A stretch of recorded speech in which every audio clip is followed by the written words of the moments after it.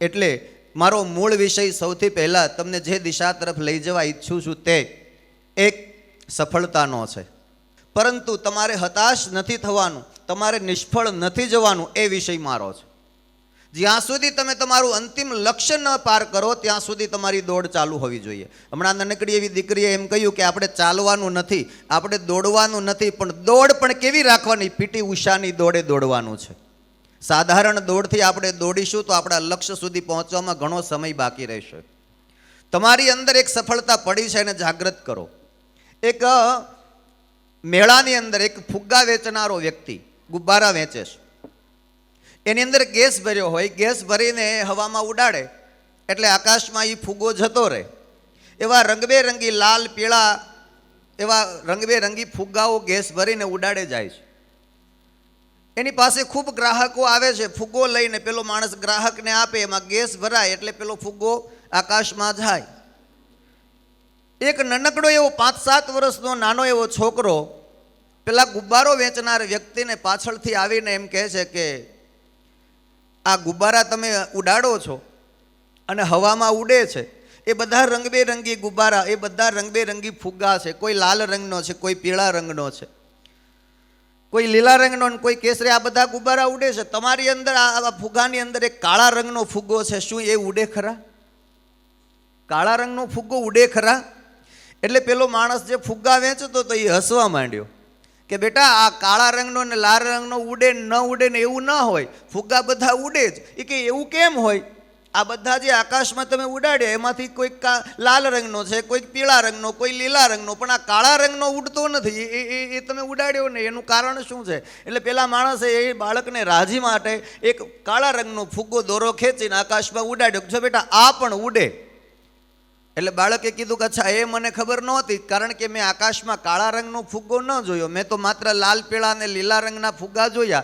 એટલે પેલો ફુગ્ગા વેચનારો સાવ અભણ અને અંગૂઠા છાપ વ્યક્તિ બહુ મોટું જ્ઞાન આપી ગયો કે બેટા એ ફુગ્ગો નથી ઉડતો, તો કે ફુગ્ગાની અંદર જે ગેસ ભર્યો છે ને, જે હવા ભરી છે ને એ ઉડે છે. એટલે મારું ને તમારું કહેવાનું તાત્પર્ય એ હોવું જોઈએ, લક્ષ્ય આપણું એવું હોવું જોઈએ કે આપણે આગળ નથી વધતા, આપણી અંદર જે ઉર્જા પડી છે એ આગળ વધે છે. તમારી બધાની અંદર સફળતા પડી છે, તમારી બધાની અંદર પ્રગતિનો પંથ છે જ. માત્ર ને માત્ર એને ઉજાગર કરો, માત્ર એને જાગૃત કરો. તમે નથી ચાલતા, તમે નથી દોડતા, તમારી અંદર પડેલી એક સફળતા દોડે છે. હવે રહી વાત પરીક્ષા નજીક આવે એટલે ડર. આપણને આખું વર્ષ ભણ્યા છતાં આપણને એવું લાગે કે હવે પરીક્ષા નજીક આવી, અરે રે બહુ થયું, હવે શું થશે? તમે આખું વર્ષ શું કરો? હમણાં એક બહેને નાનકડો એવો પરિચય મારો તમને આપ્યો. 2003ની સાલમાંથી મેં મારી કથાની શરૂઆત કરી હતી. 1994માં મેં મારો અભ્યાસ પૂરો કર્યો. 1994થી 2003 સુધી મેં રાહ જોઈ, મારી પાસે કોઈ કથા કરાવનાર વ્યક્તિ નહોતો. કથા હું વાંચતા શીખી ગયો તો, મેં પૂર્ણ અભ્યાસ કર્યો હતો, પણ 1994થી લઈને 2003 સુધી કોઈ કથા કરાવનાર ન આવ્યું. એ દરમિયાન બધું ભૂલાઈ ગયું. યજમાન કોઈ ન મળ્યા કે તમે મારી કથા કરી આપો. એટલે એ દરમિયાન વિષય પરિવર્તન થઈ ગયો, ધીમે ધીમે બધું ભૂલાતું ગયું, આવર્તન બંધ થઈ ગયું. અને 2003ની સાલમાં જે દિવસે ભાગવતની પહેલી કથાનું મેં મુહૂર્ત આપ્યું તે દિવસે ભાગવત ખોલી અને 18 દિવસમાં 1000 પાનાનું પુસ્તક વાંચીને મેં કંઠસ્થ કર્યું. આજે આખું ભાગવત કંઠસ્થ છે. આ મારી અંદર પડેલી સફળતાએ મને પ્રગતિ આપી. શું કામ? અંદર પડેલી એક શક્તિને ઉજાગર કરો, અંદર પડેલી એક શક્તિને જાગૃત કરો. સોચ કો બદલો, વિચાર બદલાવો. નાપાસ થનાર વિદ્યાર્થી એકવાર નાપાસ થશે, 2 વાર નાપાસ થશે, 3 વાર થશે, કેટલી વાર થશે? મેં એવા વિદ્યાર્થીઓને જોયા છે જેણે 12 વખત બોર્ડની પરીક્ષા આપીને 13મી ટ્રાય પાસ થયા છે. 12 વખત 12માની પરીક્ષા આપી અને 13મી ટ્રાય પાસ થયા છે. એને પૂછવામાં આવ્યું કે હવે આ 12 વખત પરીક્ષા આપ્યા પછી 13મી વખતે ટ્રાય કરીને પાસ થયા, એ પરિણામનું શું મહત્વ? ત્યારે એણે એમ કીધું કે મારે પરિણામ સાથે કંઈ લેવા દેવા નથી, મારું તો લક્ષ્ય હતું પાસ થવાનું, મારું લક્ષ્ય હતું કંઈક શીખવાનું, મારે 13મી ટ્રાય પાસ થવાનો હેતુ માત્ર ને માત્ર હું નાપાસ શું કામ થાવ એ મારી સોચ હતી. હું શું કામ નાપાસ થાવ? જિંદગીમાં તમે નાપાસ થાવ, હારી જાઓ, થાકી જાઓ તો યાદ રાખજો તમે ભારત ભૂમિનું સંતાન છે અને આપણે ભારતની ભૂમિમાં જન્મ્યા છો. એટલે નાપાસ કે હતાશ શબ્દ આપણા જીવનમાં હોવો ન જોઈએ. અને એમાંય તમે જે છાત્રાલયમાં ભણો છો, તમે જે વિદ્યાલયમાં ભણો છો, એ વિદ્યાલયના શિક્ષકો, એના ગૃહમાતા અને એના ટ્રસ્ટીઓ તમારા માટે આટલો પ્રયત્ન કરે છે અને તમને આટલી બધી સરસ મજાની સુવિધાઓ પાર પાડે છે. ત્યારે હું મારી બીજી પ્રસન્નતા આ સંસ્થા માટે એ પણ વ્યક્ત કરું છું કે આવી સરસ મજાની રળિયામણું વાતાવરણ ને એમાં તમને ભણવા મળ્યું છે. અમે જ્યારે ભણતા હતા ત્યારે બધા જ કામ અમારે કરવા પડ્યા હતા. તમારા ભાગ્યમાં એ કામ નથી આવ્યા. તમે એના માટે બહુ ભાગ્યશાળી છો. ખેતીવાડીનું કામ, ગૌશાળાનું કામ, વાસીદું કરવાનું કામ, ગ્રાઉન્ડ વાળવાનું, ચોગાન સાફ કરવાના, સાવેરણો હાથમાં લેવાનો, આ બધા જ નાના કામમાંથી મોટા પ્રગતિના પંથે જવાય છે. યાદ રાખજો, તમારે તો આવું કંઈ કરવું પડ્યું નથી ને કદાચ કરવું પડે તો તમારા જીવનની સફળતાનો માર્ગ છે, આવું માની લેજો. ઘણા વિદ્યાર્થીઓ છાત્રાલયમાં, વિદ્યાલયમાં ભણતા હોય ત્યારે આવી ફરિયાદો કરતા હોય છે કે અમારે આ બધું કામ કરવું પડે છે. કામ કરવું પડે છે, યાદ રાખો, તમારા કામની શરૂઆત તમારી સફળતાનું પહેલું પગથિયું હશે. અને એમાંય આવું સરસ મજાનું ગ્રાઉન્ડ છે. હું મારી કથામાં વારંવાર કહું છું કે મને આ દેશનો વડાપ્રધાન બનાવવામાં આવે તો વડાપ્રધાનની ખુરશી ઉપર બેસી અને સૌથી પહેલું કામ હું એ કરું કે જેટલી પણ દેશમાં શાળાઓ છે એમાં ગ્રાઉન્ડ નથી તો એની મંજૂરી કેન્સલ કરવામાં આવે. આ સરસ મજાનું રમતનું ગ્રાઉન્ડ તમને મળ્યું છે. આના ખોળે તમે રમો છો એટલે તમારો પાયો મજબૂત હોવો જોઈએ. સૌથી પહેલી સફળતા માટેની ચાવી છે કે તમારો પ્રાથમિક શિક્ષણ જે છે એ જ્યાં સુધી તમને નબળું હશે ત્યાં સુધી તમારું માધ્યમિક કે ઉચ્ચતર માધ્યમિક એ શિક્ષણ નબળું જ રહેવાનું. આપણે ત્યાં એમ કહેવાય છે કેલગેરી નામનો એક ટાવર છે. કેલગેરી નામનો એક ટાવર છે. એની ઊંચાઈ 190.8 મીટરની આ ટાવરની ઊંચાઈ છે. એમાંનો 60% ભાગ જે ટાવરનો છે એ જમીનમાં છે. 60% ભાગ ટાવરનો એ જમીનમાં છે, 40% ભાગ છે એ બહાર છે. એનો મતલબ એવો થયો કે આપણો પાયો જો મજબૂત નહીં હોય તો ઇમારત ક્યારેય મજબૂત બનવાની નથી. એટલે સૌથી પહેલો મુદ્દો છે આપણો પ્રાથમિક શિક્ષણનો. એટલે તમારી પ્રાથમિક, ઘણા લોકો એવું કહેતા હોય છે કે 1 થી 7 ધોરણ એટલે આનંદ કરવાનો, બસ એમાં કશું લેવા દેવા નહીં, મોજ કરો, પાસ તો કરી જ દેવાના છે.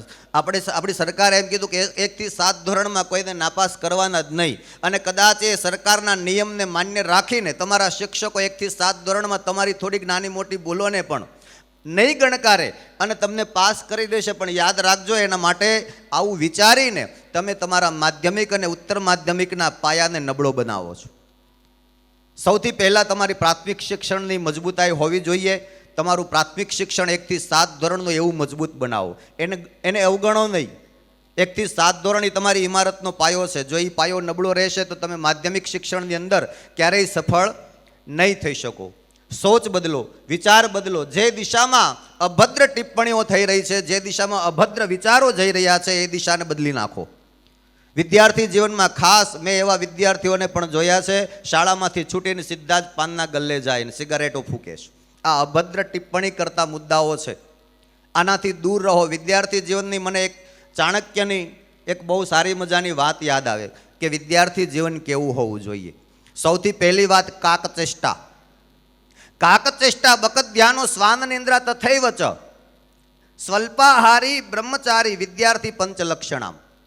કાકચેષ્ટા એટલે કાગડા જેવી ચેષ્ટા વિદ્યાર્થીઓમાં હોવી જોઈએ. કાગડો તમે જોજો, કાંઈ ન કરે તો છાનું નામ ચાંચ ઘસતો હોય, ક્યાંક ને ક્યાંક પોતાના શિકારની ખોરાકની કંઈક ને કંઈક શોધમાં હોય. કાગડો એક જ આંખ હોય, કાગડાને એક જ આંખ હોય, બે આંખ ન હોય. પણ કાગડાને જે આંખે જે દિશામાંથી જ્યાં જોવું હોય ને ત્યાં જોઈ શકે. એટલે વિદ્યાર્થી જીવનની અંદર કાકચેષ્ટા હોવી જોઈએ. જ્યાં જે જગ્યાએ પોતાને લગતું કાંઈ પણ મળે તો એ દ્રષ્ટિ કરી લેવી, એ લઈ લેવું.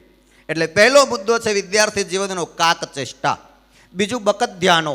બગલા જેવું ધ્યાન કરો. તમારા જીવનમાં બગલા જેવી એકાગ્રતા હોવી જોઈએ. બગલો એક પગે ઊભો રહી નહીં પણ પાણીમાં પોતાના ખોરાકની શોધમાં હોય. બાજુમાં માછલું આવે તો માછલાને એમ થાય કે આ પ્રાણી તો મરેલું લાગે છે. એના બદલે બગલો જીવતો હોય, જેવું માછલું નજીક આવે સીધું ચાંચ મારીને પકડી લે અને એનો શિકાર કરે, ચલે નહીં. એમ વિદ્યાર્થી જીવનમાં એકાગ્રતા હોવી જોઈએ. પછી ત્રીજો મુદ્દો છે શ્વાન નિંદ્રા. કૂતરા જેવી નિંદર હોવી જોઈએ. રોડ ઉપર કૂતરો સૂતો હોય ને કોઈ વાહન પસાર થાય એટલે તરત કૂતરો જાગી જાય. શું કામ? તો કે એની અંદર એવી જ હોય. દૂરથી કોઈ વાહનનો અવાજ સાંભળી જાય એટલે તરત કૂતરો જાગી જાય અને પોતાની સાઈડમાં ચાલ્યો જાય.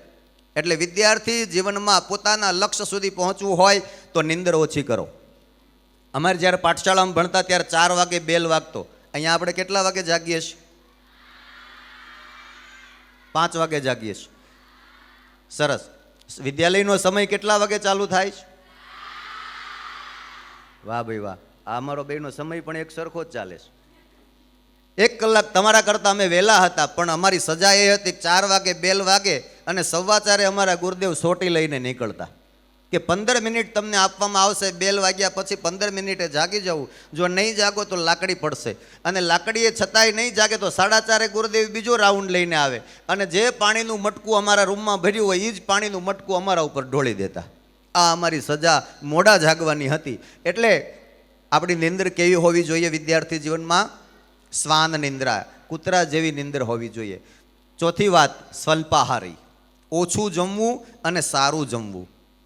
આજે જે તમે ફાસ્ટ ફૂડ જમી રહ્યા છો, વિદ્યાર્થી જીવનમાં તામસ પ્રકૃતિ પેદા કરનારો ખોરાક છે. સાત્વિક ભોજન કરો. જમતા પહેલાં થોડા ભાત જમો, જમ્યા પછી પણ થોડા ભાત જમો, જેથી તમને ઓડકાર આવે તો સાત્વિક ઓડકાર આવે, નિંદર વધારે નહીં આવે. લોકોની એવી માન્યતાઓ હોય છે કે આપણે જે કંઈ પણ આ જગતમાં ઉગવાનું છે ને, ઉગ્યું છે ને, એ બધું ખાવા લાયક જ છે. ના, એવું કંઈ ખાવા લાયક જ છે એવું માની ન લેવું. ઘણી વસ્તુઓ આપણા શરીરને, આપણા મનને, આપણી બુદ્ધિને નુકસાન કરતી હોય છે. એટલે સ્વલ્પાહારી, મિતાહારી, સાત્વિક ભોજન કરો અને ઓછું જમો. અને બ્રહ્મચારી, બ્રહ્મચારી એટલે થોડી ઉપાસના કરો. બ્રહ્મચારી એટલે એક અલગ શબ્દ પડી ગયેલો છે કે લોકો એવું માને છે કે લગ્ન ન કરીએ તો બ્રહ્મચારી થઈ જવાય. એવું હોતું નથી. જો એવું જ હોય તો 50-50 વર્ષના ઘણાય બધા રખડે છે લગ્ન નહીં કરેલા. એને કાંઈ બ્રહ્મચારી જ કહેવાય એવું જરૂરી ન હોય. બ્રહ્મચારી એટલે શું? તો કે ઉપાસના કરવી, પરમાત્માનું સ્મરણ કરવું, જે વિદ્યાની દેવી આપણી એનું ચિંતન કરવું, સરસ્વતીનું મનન કરવું, સરસ્વતીનું ચિંતન કરવું, ખોજ કરવી, કંઈક ને કંઈક શોધ્યા કરવું, કંઈક ને કંઈક ગોત્યા કરવું. એટલે એને કહેવાય બ્રહ્મચારી. તમારા જીવનની અંદર શોધ હોવી જોઈએ, કંઈક ખોજ હોવી જોઈએ. બીજું, વિદ્યા પ્રાપ્તિ માટે હવે આગળ જોઈએ તો શું જોઈએ? તમારી કોઈ પરીક્ષાનો સમય આવે એટલે તમારી પાસેથી બધા રસ્તાઓ બંધ થઈ જાય ને એક જ દિમાગ ચાલુ થાય કે આપણે હવે પરીક્ષાની તૈયારી કરો. 1 વર્ષ દરમિયાન 3 કલાકનું પેપર આવે, એમાં 3 કલાકના પેપરમાં તમને 360 દિવસનું 1 વર્ષ આપવામાં આવે. 1 વર્ષમાં તમે 3 કલાકના પેપરમાં જો નાપાસ થતા હો, હું એમાં મારો મુદ્દો ભેગો મૂકી દઈશ કારણ કે હું નાપાસ થયેલો છું. એટલે જો આપણે એમાં 3 કલાકમાં પણ નાસીપાસ થતા હોઈએ, હતાશ થતા હોઈએ, તો મને જવાબ આપો, 1 વર્ષ આપણે બધાએ કર્યું શું? આપણને 360 દિવસનું વર્ષ આપ્યું છે. 3 કલાકની પેપરની આપણી મર્યાદા છે. એમાં 1 વર્ષ દરમિયાન આપણે એટલું શીખી નથી શક્યા 3 કલાકનું યાદ રહે. તો આપણે આપણા જીવનમાં કર્યું છે શું? આપણે ક્યાં હાર્યા છીએ? આપણે ક્યાં નાસીપાસ થયા છીએ? આપણી બુદ્ધિ પ્રતિભા ક્યાં અટકે છે? મને કહેવા દો કે તમારા વિચારો કંઈક અલગ છે, તમારા વિચારો હતાશ થવાના છે. નાસીપાસ ન થાવ. તમારી અંદર એક શક્તિ પડેલી છે, તમારી અંદર એક ઉર્જા પડેલી છે, એમાં જાગૃત કરો અને દોડ લગાવો. લક્ષ્ય સાધી લો કોઈ પણ પ્રકારે. મારી નાવ રોકાશે નહીં.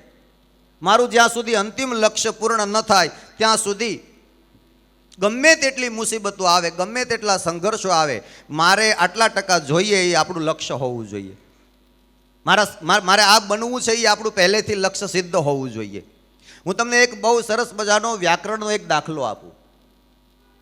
એક વરદ આચાર્ય નામનો એક વિદ્યાર્થી હતો. તમે જેમ છાત્રાલયમાં ભણો છો એમ એ પણ છાત્રાલયમાં ભણતો. વરદ આચાર્ય એ જ્યારે વિદ્યાર્થી છાત્રાલયમાં ભણતો ત્યારે એની રુચિ ભણવામાં બિલકુલ નહીં, અને એટલું બધું જમતો, એટલું બધું ખાતો કે એનું નામ હતું વરદ આચાર્ય. એના બદલે વિદ્યાર્થીઓ એને ખીજવીને બળદ આચાર્ય કહેતા કે આ વરદ આચાર્ય નથી, આ બળદ આચાર્ય છે. કેમ? તો કે આને ભણવામાં રુચિ નથી, આને ભોજનમાં વધારે રુચિ છે. એટલે પેલા બળદ આચાર્ય મતલબમાં વરદ આચાર્યને એવું લાગ્યું કે સારું, આ બધા વિદ્યાર્થીઓ મને આટલા બધા ખીજવે, આમને આટલા બધા ચીડવે, મને એવું લાગે છે કે હું જીવનમાં કાંઈ નહીં કરી શકું. યાદ રાખજો, એક બીજી ટકોર છે આની અંદર કે કોઈ વિદ્યાર્થી નબળો હોય ભણવામાં તો એને વારંવાર ચીડવો નહીં, એને વારંવાર ખીજવો નહીં. એને પ્રોત્સાહિત કરો અને એને કહો કે તું આગળ વધી શકીશ. તને જ્યાં પણ મુસીબત આવે, જ્યાં તકલીફ પડે ત્યાં મને ખબર છે એ તને શીખવીશ. એટલે કોઈ વિદ્યાર્થીઓને તમે નાસીપાસ ન થવા દો, એને પ્રોત્સાહિત કરો ભણવા માટે.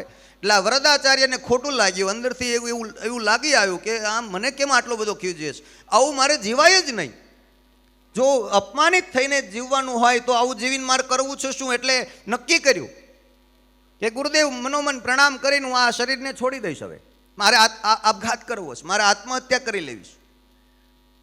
રાત્રિનો સમય હતો અને બધા વિદ્યાર્થીઓ સૂતા છે, ગુરુદેવ સૂતા છે. અને પેલા વિદ્યાર્થી વરદાચાર્ય રડતો રડતો કૂવા કાંઠે પહોંચી ગયો મરવા માટે, કે મરી જવું છે, આવું જીવન જીવાય નહીં. જે વિદ્યાર્થી જીવનમાં અપમાન સહન કરવાનું થાય તે વિદ્યાર્થી જીવન કશા કામનું નહીં. મારે ભણવું તો છે, પેલો વિદ્યાર્થી કહે છે, મારે ભણવું તો છે પણ મને યાદ રહેતું નથી, એટલે વિદ્યાર્થીઓ મને ચીડવે છે. હવે ભોજન જાજુ જોઈએ છે એટલે મને બળદાચાર્ય કહે છે. એટલે પેલો વિદ્યાર્થી કૂવાની પાળી ઉપર ચડી ગયો વરદાચાર્ય, અને કૂવાની પાળી ઉપરથી બિલકુલ કૂદવાની તૈયારી હતી. ત્યાં કૂવાના કાંઠા ઉપર એક ડોલ અને રસ્સી જોઈ. પેલી તમે જોઈ હશે ગરેડી કૂવાના કાંઠા ઉપર કે ત્યાંથી પાણી ભરવામાં આવે, એમ આ કૂવાના કાંઠા ઉપર એક રસ્સી જોઈ અને ત્યાં જોયું તો એક ખાડ પડેલી છે. વિચાર આવ્યો કે અહીંયા કૂવાની અંદર ખાડ શાની હશે? આ ફરતી પાળી છે, સિમેન્ટની કોન્ક્રીટની બનાવેલી છે, એમાં વચ્ચે ખાડ પડી છે. આ ખાડ શાની હશે? એટલે પેલો વિદ્યાર્થી જરાક હાથ લગાવીને જોવે છે તો ખાડ વારંવાર ઘસાણી છે. એટલે બાજુમાં પડેલી ડોલ અને રસ્સીને જોઈ એને ખબર પડી ગઈ કે આ ડોલથી પાણી ભરવામાં આવે છે અને ખાડ એના કારણે પડી છે. રસ્સી વારંવાર અહીંયા પથ્થર ઉપર ઘસાય છે અને તેના કારણે અહીંયા ખાડો પડ્યો છે. એટલે પેલો વિદ્યાર્થી કૂદવા માટે થઈને પાળી ઉપર ચડ્યો તો એના બદલે અંદર કૂદવાને બદલે બહાર કૂદ્યો. શું કામ? તરત એની સોચ બદલાણી, એનો વિચાર બદલાણો. એને એવો વિચાર આવ્યો કે જો એક સૂતરની રસ્સી દ્વારા એક પથ્થરને વારંવાર ઘસવાથી જો આ પથ્થર પણ ઘસાઈ જતો હોય તો એક વિદ્યાર્થી બની અને મારા ગુરુનું શિક્ષણ વારંવાર મને આપવાથી હું ભણી કેમ ન શકું? જો પથ્થર પણ એ પરિવર્તિત થઈ શકતો હોય, એમાં ખાટ પડી શકતી હોય, તો મારી અંદર તો ઘણું બધું પડ્યું છે. મરવાને બદલે પાછો કૂદ્યો અને લક્ષ્ય બાંધી લીધું વરદાચાર્ય કે ગમે તે સંજોગોમાં મારે મારું લક્ષ્ય પાર કરવું છે. અને આ બધા વિદ્યાર્થીઓ જે મને ખીજવે છે ને, બળદાચાર્ય, એ ભલે બળદાચાર્ય તરીકે રહ્યો પણ મારે એવું કરી બતાવવું છે કે હું ગુરુજીનો સર્વશ્રેષ્ઠ વિદ્યાર્થી છું. અને એ પાછો આવ્યો પાઠશાળામાં. ગુરુદેવને કીધું, ગુરુદેવ આજથી મેં નક્કી કર્યું છે દરરોજ વ્યાકરણનું એક સૂત્ર પાકું કરીશ, અને વ્યાકરણનું એક સૂત્ર પાકું કરું ત્યારે એક લાડવો જમીશ, બીજું સૂત્ર પાકું કરી ત્યારે બીજો લાડવો જમીશ. એટલે ગુરુદેવ તમે કહો હું કેટલા લાડવા જમું ને કેટલા સૂત્ર પાકા કરું? એટલે ગુરુદેવને પહેલાં તો મશ્કરી જેવું લાગ્યું કે આ ખોટો માણસ છે, આવું બધું કાંઈ હોય નહીં, આમ કાંઈ એક લાડવો જમે ને એક સૂત્ર પાકો કરે, અત્યાર સુધી ભણ્યો નહીં ને હવે એને સમજાણું. એટલે ગુરુદેવે કીધું કે એ લે, આ માટલું ભરીને લાડવા તને આપ્યા, એક સૂત્ર પાકું કરે ત્યારે એક લાડવો જમજે, બીજા સૂત્ર પાકું કરે બીજો લાડવો ખાજે. એટલે કીધું કંઈ વાંધો નહીં, પણ પેલા વિદ્યાર્થી વરદાચાર્યએ એવું નક્કી કરેલું કે ગમે તે થાય પણ સૂત્રો પાકા કરીને જ રહીશ. આમ કરતાં કરતાં વ્યાકરણના સૂત્રો મંડ્યા પાકા કરવા. એક સૂત્ર પાકું કરે ને એક લાડવો ખાય, એક સૂત્ર પાકું કરે ને એક લાડવો ખાય. બીજા વિદ્યાર્થીઓ જોવે કે હવે ખરેખર આ બળદાચાર્ય છે, આ માટલું ભરીને લાડવા આખા દિવસમાં ખાઈ જાય, પણ એને ખબર નથી કે આ એક સૂત્ર પાકું થાય ત્યારે એક લાડવો ખાય છે. એમ કરતાં કરતાં આખો દિવસમાં જેટલા સૂત્રો પાકા કર્યા એટલા એ લાડવા ખાઈ જાય છે. વળી બીજો દિવસ આવે, નક્કી કરે કે આજે 10 સૂત્ર બીજા પાકા કરીશ, ત્રીજા દિવસે વળી નક્કી કર્યું આજે 20 સૂત્રો પાકા કરીશ. આમ કરતાં કરતાં આખી કૌમુદીના તમામ સૂત્રો એણે કંઠસ્થ કર્યા. અને પછી તો પેલા વિદ્યાર્થીઓ જેનાથી ચીડાતા હતા એણે નક્કી કર્યું કે આ સૂત્રો જ્યારે પાકા કરતો હોય છે ત્યારે એનું ધ્યાન બીજે ક્યાંય હોતું નથી, માત્ર લાડવો ખાઈ લે એ જ એને ખબર છે. લાડવો શેનો છે, ઘીવાળો છે, તેલવાળો છે, કાચા લોટનો છે, એ એને ખબર નથી. એટલો બધો પેલો વિદ્યાર્થી વરદાચાર્ય લક્ષ્ય પાકું કરવામાં લાગી ગયો. એટલે બીજા વિદ્યાર્થીઓને થોડી ચીડામણ થઈ. વળી એણે એવું નક્કી કર્યું કે આ લાડવામાં જો આટલો બધો તલ્લીન હોય તો એક કામ કરો, રાખના લાડવા બનાવો. એટલે રાખના લાડવા બનાવ્યા અને માટલું ભર્યું. અને પેલો વરદાચાર્ય એક પછી એક લાડવા ખાતો હતો, એ લાડવાનું માટલું લઈ લીધું અને એના બદલે આ રાખના લાડવાનું માટલું મૂક્યું. અને પેલો તો સૂત્ર પાકા કરવા એ જ એનું લક્ષ્ય હતું. એટલે એક લાડવો ખાય ને એક સૂત્ર પાકું કરે, એમ એક લાડવો મોઢામાં મૂક્યો ને રાખનો લાડવો ખાઈ ગયો. તોય એને ખબર ન રહી કે આ લાડવો ઘીનો નથી, આ લાડવો રાખનો છે. એ પણ એને ખબર ન રહી. એ લાડવો ખાતો જાય છે અને પેલા વિદ્યાર્થીઓ એની મશ્કરી કરતા જાય છે કે આમ તે કાંઈ હોતું છે, આ રાખના લાડવા ખાઈ જાય, તોય એને ખબર રહેતી નથી. અને આમ કરતાં કરતાં આખું માટલું રાખના લાડવાનું ભર્યું હતું, એ ખાઈ ગયો. અને ધીમે ધીમે બધા જ સૂત્રો એણે વ્યાકરણના કંઠસ્થ કર્યા અને ગુરુદેવની પાસે આવીને હાથ જોડીને ઊભો રહ્યો. ગુરુદેવ, મેં વ્યાકરણના તમામ સૂત્રો કંઠસ્થ કર્યા. અને કડકડાટ બધા જ સૂત્રો બોલી ગયો ત્યારે ગુરુદેવે જોયું કે ખરેખર રાખના લાડવા ખાઈ નહીં, પણ જો પોતાનું લક્ષ્ય સાધી શકતો વિદ્યાર્થી હોય તો જીવનમાં આ કાંઈક કરી શકશે. એટલે તરત એણે બીજું કામ સોંપી દીધું. બેટા, એક કામ કર, હવે તારી મેળાઈ નવા સૂત્ર બનાવ. જે વ્યાકરણના સૂત્રો આપણા લખ્યા છે એ તો તે કંઠસ્થ કરી લીધા, પણ તું નવા સૂત્રો બનાવી શકે એવી તારામાં શક્તિ છે. નવા સૂત્રો બનાવ. એટલે રોજ 10 સૂત્રો વ્યાકરણના નવા બનાવી પોતે ગુરુદેવને આપવા લાગ્યો. અને ગુરુદેવે કીધું કે બેટા, તારાથી જેટલા શક્ય બને ને એટલા સૂત્રો બનાવીને મને આપ. અને એ વિદ્યાર્થીએ પોતાના જીવનમાં જેટલા સૂત્રો બનાવ્યા એ બધાય સૂત્રો ગુરુદેવે ભેગા કરીને એક ગ્રંથ લખ્યો, અને તે ગ્રંથનું નામ પડ્યું લઘુ સિદ્ધાંત કૌમુદી. આપણા સંસ્કૃત ભાષાનો વ્યાકરણનો મહાન ગ્રંથ છે લઘુ સિદ્ધાંત કૌમુદી, જેના આધારે આજે આપણું આખું સંસ્કૃતનું વ્યાકરણ ઊભું છે. અને તેનું લેખક તરીકે નામ આપ્યું વરદ આચાર્ય. મેરે ભાઈ બહેન, મારું કહેવાનું તાત્પર્ય એ છે કે તમે તમારી વિચારધારાને બદલો. પેલો માણસે એવું વિચાર્યું વરદ આચાર્ય કે જો એક પથ્થર પણ વારંવાર કાચા સૂતરના દોરાથી ઘસાઈ જતો હોય તો હું કેમ ન ઘસાઈ શકું? એમાં પણ જો ખાટ પડી જતી હોય તો મારી અંદર તો ઘણું બધું પડ્યું છે. મેરે ભાઈ બહેન, તમારી અંદર પણ ઘણું બધું પડ્યું છે. એના માટે પહેલો રસ્તો, તમારી અંદર પડેલી શક્તિને જાગૃત કરવા માટે પરીક્ષા નજીક આવે ત્યારે ડર ભગાડવા માટે સદા પ્રસન્ન રહો. દરિયાદિલ બનો. સમુદ્ર ક્યારેય ઉદાસ ન હોય. દરિયાની જેવું દિલ બનાવો, ઘૂઘવાટા કરો. ઉદાસીન જીવન ભગવાનને ગમતું નથી, યાદ રાખજો. એટલે તમારી અંદર પડેલી પ્રસન્નતા જો હણાઈ જશે તો તમે નાસીપાસ થશો. સદા ખુશ રહો. એક નાનકડું એવું સૂત્ર આપું. એક કિસાન થા. એક નાનકડું એવું સૂત્ર. એક કિસાન થા, એક ખેડૂત હતો. એ સદાય પ્રસન્ન રહેતો હતો. એટલે પ્રશ્નાર્થ થયો, કેમ? એ સદાય પ્રસન્ન રહેતો હતો. કારણ કે એ સંતુષ્ટ હતો. કારણ કે એ સંતુષ્ટ હતો. વળી પાછો બીજો મુદ્દો મૂક્યો. એ કિસાન, એ ખેડૂત સદાય સંતુષ્ટ હતો. કેમ? તો કે એ સદાય પ્રસન્ન રહેતો હતો. જીવનમાં તમારી પ્રસન્નતાની બહુ જરૂર છે. યાદ રાખજો, નાસીપાસ થવાને બદલે પ્રસન્ન થાઓ. એક મુદ્દો તમને પાસ થવા માટે, સફળતા મેળવવા માટે પ્રસન્નતાનો આપું છું. કોઈ વાતમાં હતાશ થવાની જરૂર નથી, કોઈ વાતમાં નિરાશ થવાની જરૂર નથી. શું એવું માનો છો કે આ જગતમાં જેટલા મોટા માણસ બન્યા છે, જેટલી મહાન હસ્તી થઈ છે, એ એના જીવનમાં ક્યાંય નાસીપાસ નહીં થયા હોય? શું એના જીવનમાં ક્યારેય નિરાશાના વાદળો નહીં આવ્યા હોય? પણ છતાંય એણે પોતાની પ્રસન્નતા છોડી નહીં. એનું કારણ છે એની સફળતા સુધી પહોંચવાનું એનું લક્ષ્ય નક્કી હતું. માટે પહેલો મુદ્દો છે પ્રસન્ન રહેતા શીખવું. બીજો મુદ્દો, સદાય આનંદમાં રહીને કંઈક ને કંઈક ખોજ કર્યા કરો. કુછ ને કુછ ઢૂંઢીએ. નવરાશની પળોમાં પણ આપણને એવું લાગે કે હવે આપણું લેસન પૂરું થઈ ગયું છે, કાંઈ બીજું કામ છે નહીં, તો કોઈને કોઈ નવા પુસ્તકો વાંચો. હું અહીંયા એક બહુ સરસ મજાનું પુસ્તક લાવ્યો છું તમારી લાઇબ્રેરી માટે. શિવ ખેરાનું પુસ્તક છે યુ કેન વિન. અંગ્રેજીમાં પુસ્તકનું નામ છે યુ કેન વિન. હિન્દીમાં પુસ્તકનું નામ છે આપકી જીત, જીત આપકી. અને ગુજરાતીમાં પુસ્તકનું નામ છે જીત તમારી. એની પહેલી આવૃત્તિ અત્યારે ક્યાંય લગભગ બુક સ્ટોલમાં ઉપલબ્ધ નથી.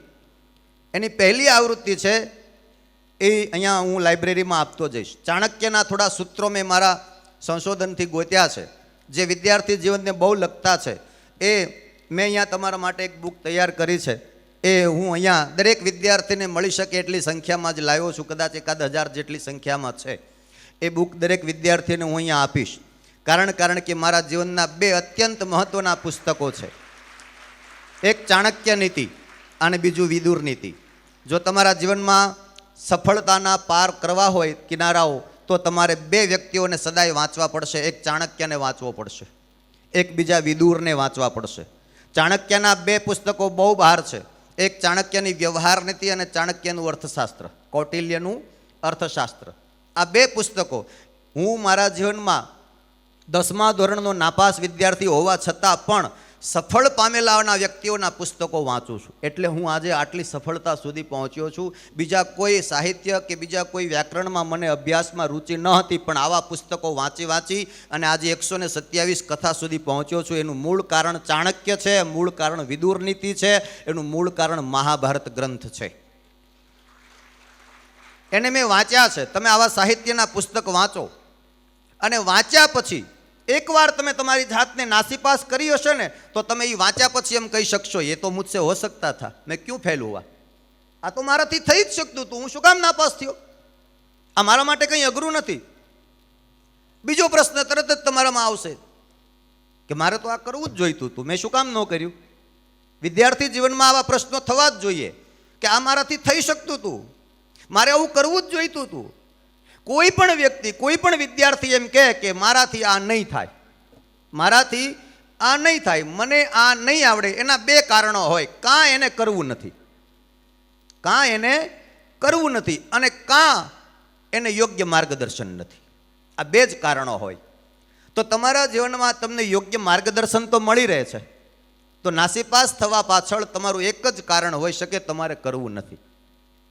પાસ થવાનું તમારું ધ્યેય સિદ્ધ હોવું જોઈએ. ઘણા વિદ્યાર્થીઓ માત્ર ને માત્ર સમય પસાર કરતા હોય છે અને મા બાપના પૈસા બગાડતા હોય છે. તમારે એ કરવાનું નથી. તમારી અંદર એક શક્તિ પડી છે, એની અંદર અવાજ આવશે, મેં એ કર सकता था, क्यों नहीं किया मैंने, મારે આ કરવું જ જોઈતું હતું, શું કામ મેં ન કર્યું. કાં તો સવાલ આવશે, કદાચ મેં આ કરી લીધું હોત તો, કદાચ મેં આ કરી લીધું હોત તો.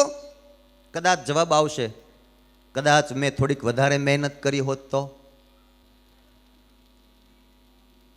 એક જગ્યાએ એક મહાત્માજીના દર્શન માટે એક વ્યક્તિએ માગણી કરી.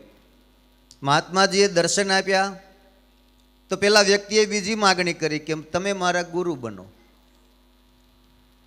એટલે મહાત્માએ એમ કહ્યું કે અહીંયા બેસી જા, હું તને આજે સાંજે ગુરુ મંત્રની દીક્ષા આપીશ. બરાબર ધ્યાનથી એક ટકોરને સાંભળજો. હું તને સાંજે આજે ગુરુ મંત્રની દીક્ષા આપીશ, હું તારો ગુરુ બનીશ અને તને કંઠી બાંધીશ. એટલે પેલો માણસ સામે બેસી ગયો. સાંજ સુધી રાહ જોઈ. પેલા મહાત્મા કંઈ બોલ્યા નહીં, પેલાની સાથે કંઈ વાત પણ કરી નહીં. એટલે સાંજ પડી, સૂર્ય અસ્ત થવાની તૈયારી. એટલે પેલા માણસે કહ્યું કે હવે મને ગુરુ મંત્ર તો આપો. એટલે કીધું કે આજે નહીં, હવે કાલે આવજે ને, આજે ઘણું મોડું થઈ ગયું છે. એટલે પેલો માણસ જતો રહ્યો. બીજે દિવસે સવારે પાછો આવ્યો. એટલે વળી પાછો એને કીધું કે અહીંયા બેસી જા, હું તને આજ સાંજે પાછો ગુરુ મંત્ર આપીશ, તને કંઠી બાંધીશ. એટલે આખો દિવસ પેલા માણસને વળી બેસાડી રાખ્યો. સાંજ પડી એટલે વળી પેલા એ કહ્યું કે મહારાજ સાંજ પડી ગઈ, હવે તો મને ગુરુ મંત્ર આપો, હવે તો મને કંઠી બાંધો. એટલે મહાત્માએ કીધું કે આજે પણ બહુ મોડું થઈ ગયું, હવે કાલે આવજે ને. એટલે વળી ત્રીજા દિવસે પણ પેલો માણસ સવારમાં આવ્યો, પણ હવે આજે એ બહુ ધુઆફુઆ થઈ ગયો, બહુ અંદરથી ચીડાયો, ખીજાયો કે બે દિવસ સુધી મહાત્મા કંઈ કરતા નથી અને કંઈ કામ હોતું નથી, છતાંય મને આખો દિવસ બેસાડી રાખે છે. અને સાંજ પડે ને હું મંત્ર દીક્ષાની વાત કરું તો કહે છે કાલે આવજે. એટલે આજે તો ગમે તેમ થાય પણ ગુરુ મંત્ર લઈને જ જાવું છે. એટલે તે દિવસે મહાત્માએ કીધું કે આજે તું બેસ અહીંયા, હું તને સાંજે ગુરુ મંત્ર આપીશ. એટલે તે દિવસે પણ પેલો માણસ શાંતિથી બેસી ગયો. સાંજ પડી ગઈ એટલે વળી મહાત્માએ કીધું કે આજે નહીં, હવે કાલે આવજે ને, કાલે તને ગુરુ મંત્ર આપીશ. એટલે પેલો માણસ ચીડાઈ ગયો કે મારે નથી જોઈતો તમારો ગુરુ મંત્ર. શું કામ? એટલે કીધું કે સાંજ સુધી તમે મને બેસાડી રાખો છો, તમે કાંઈ પ્રવૃત્તિમાં તો હોતા નથી, સાવ તમે પણ નવરાજ બેઠા હો છો, છતાંય મને ગુરુ મંત્ર આપવામાં સાંજ સુધી બેસાડી રાખો છો. અને સાંજ પડે ને હું માગણી કરું છું તો તમે મને ગુરુ મંત્રની ના પાડીને કહો છો કાલે આવજે. આનું કારણ શું? મારે નથી જોઈતો તમારો ગુરુ મંત્ર. આવી રીતે કંઈ મારી મશ્કરી કરાતી હશે.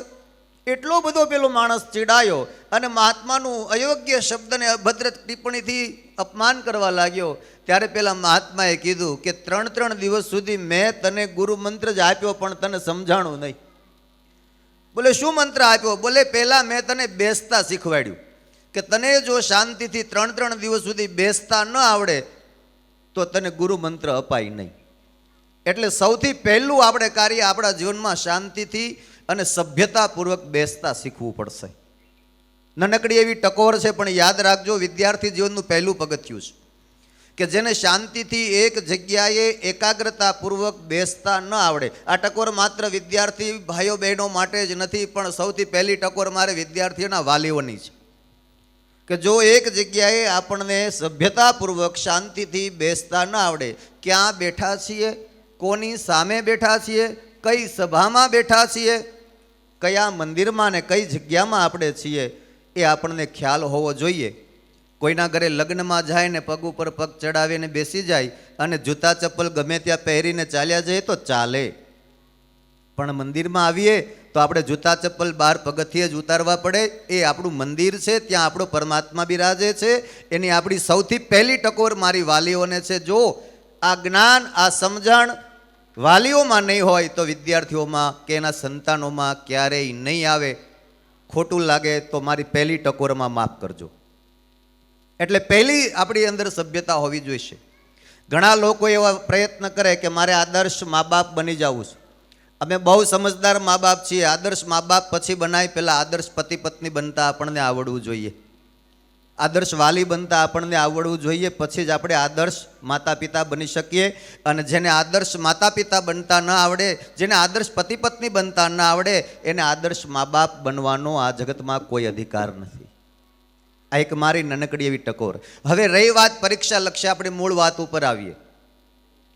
પરીક્ષાની વાતોમાં તમને પેપર કેવી રીતે લખવું, પ્રશ્નોના જવાબ કેટલા મુદ્દાસર આપવા, આ બધું મારો વિષય નથી. કારણ કે તમે હમણાં સાંભળ્યું કે બોર્ડમાં હું નાપાસ થયેલો છું, અને એમાંય 6 વિષયમાં નાપાસ, ગુજરાતીમાં પાસ, અને એમાંય 35 માર્ક હતા. અને પાછો તમે તો કદાચ હજી, હું એટલા માટે જ તમને આ વિષય ઉપર લઈ જવા ઈચ્છું છું કે તમે તો હજી કદાચ નાપાસ થાવ તો બીજી વાર પરીક્ષા આપવા માટે કોઈક તમને ટેકારૂપ છે. એ વખતે તો હિંમત હાર્યા પછી બીજી વાર પરીક્ષા મેં નથી આપી, પણ વિષય પરિવર્તન કર્યો કે આ વિષયમાં કદાચ મારી પારંગતતા નહીં બને, વિષય પરિવર્તન કરું. એટલે મારો મૂળ વિષય સૌથી પહેલાં તમને જે દિશા તરફ લઈ જવા ઈચ્છું છું તે એક સફળતાનો છે.